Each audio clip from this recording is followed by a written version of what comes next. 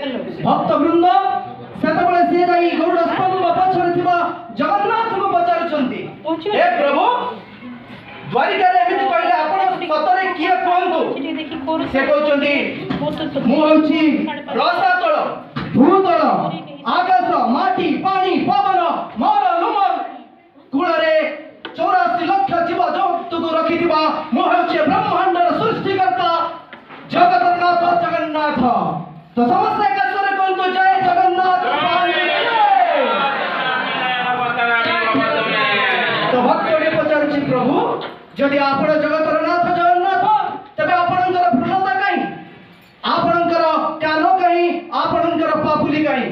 से कहउछथि हे भक्त जेतबेले कुंभीर और गजंकर युद्ध लागिथिला सेतबेले कुंभीर गजर संढडकू टाणी धरिथिला सेतबेले गज मत ध्यान कला मु जाई मो सुदर्शन चक्र रे से कुंभीर मुंडटा काट करथिली तापरे कुंभीर मते कहला प्रभु मु आपणकर कि दोष करथिली कोन पई मोर शिरटा को छेद कले सेतबेले प्रभु कहले सत